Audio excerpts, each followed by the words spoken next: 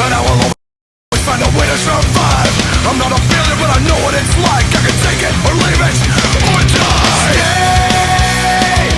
You don't always know where you stand till you know that you won't run away. There's something inside me.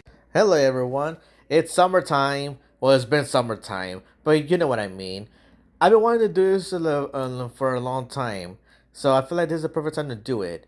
I am going to try my best to like review every single SummerSlam throughout the years, So I really hope y'all join me through this trip down to memory lane, from the 80s until now, So, and then we could talk about which SummerSlam is your favorite, which one you despise. Ah, sorry. And I had a piece of fucking hair in my damn mouth. Sorry about that. Anyway, so let's talk about SummerSlam. So let's start with SummerSlam 1988. We're going way back to the 80s. To the first ever W SummerSlam, live from Madison Square Garden on August 29, 1988. This was the inaugural SummerSlam, the fourth big pay-per-view pillar after WrestleMania, Survivor Series, and Royal Rumble. It wasn't just a show, it was Vince McMahon flexing his empire muscles in response to the NWA/Jim Crockett Promotions heat at the time. Let's break this sucker down in details. The vibe of this show is that SummerSlam '88 felt like the WrestleMania after party, minus the tuxedos. WWE, then WWF, was deep in a rockin' wrestling era hangover. Everything was loud, glitzy, cartoonish, and extremely Vince core. It was also a strategic power play, counter programming NWA's growing presence, especially after the first Clash of the Champions went head to head with WrestleMania 4 earlier that year. Now, let's just go straight to the main event, shall we? The main event was Mega Powers versus Mega Bucks. It's Hulk Hogan and Randy Savage with Miss Elizabeth versus Ted DiBiase and Andre the Giant with Virgil and Bobby Heenan. The gimmick is a tag match with Jesse Ventura as the biased referee and Miss Elizabeth teasing a shocking distraction. My thoughts on this match: this was pure spectacle. Wrestling wise, mid. But for storytelling and crowd manipulation, oh, masterclass. You had Savage and Hogan still playing nice before the explosive Mega Powers breakup. Andre in that slowed down final boss phase of his career. Miss Elizabeth's skirt spot had 1988 fans losing their minds. Well, today, I mean, well, mild. Back then, that was network TV risque. Ventura as the ref added tension, and the ending, Hogan dropping the leg, was expected but crowd pleasing. I'm gonna give this match a 3.5 out of 5. It's not a match classic, but the drama and the pageantry sold it. Now let's talk about the other matches. Ultimate Warrior versus Honky Tonk Man. This match matters a lot because it's a 31 second squash. Warrior destroys Honky Tonk for the Intercontinental Championship. The real story of this is that Honky was the longest reigning IC champion and full on troll heel.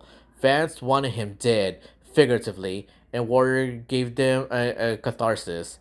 This was Warrior's coming out party. Crowd went nuclear. It set him up as a serious player heading into 89 through 90.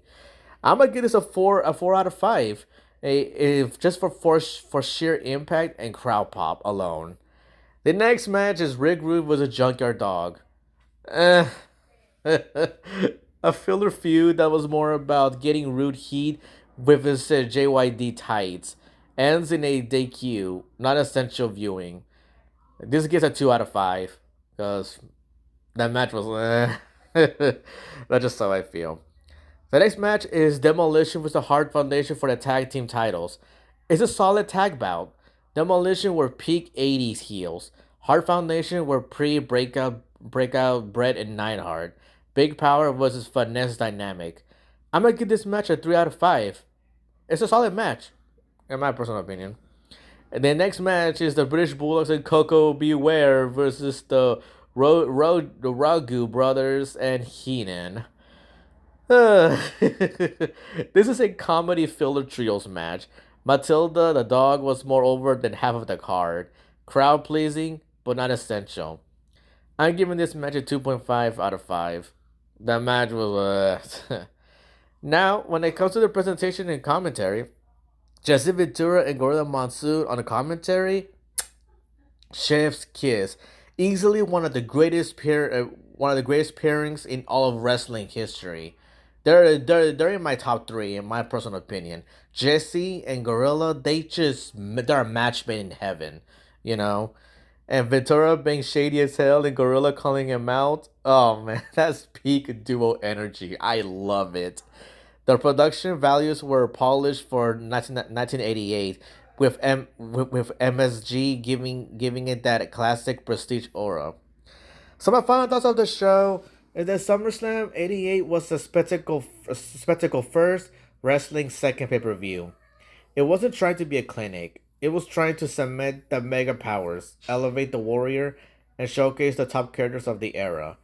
From a historical standpoint, it's important it kicked off the legacy of SummerSlam, planted seeds for the Hogan Savage feud, and set the template for big match tag team main events that WWE still leans on. So, pretty much to summarize, SummerSlam '88 equals star power plus crowd pops plus classic WWE over the top drama. Wrestling wise, meh. Historical impact, it was pretty huge, for its time. I final grade I will give this show, well, I'll tell you what. I'm not gonna be too harsh on it. Like, I'm gonna give it a solid B plus. It's a solid debut for the franchise and a great snapshot of late '80s WWE in all its ridiculous, glorious excess. My life, and I will always find a way to survive. I'm not a failure, but I know what it's like.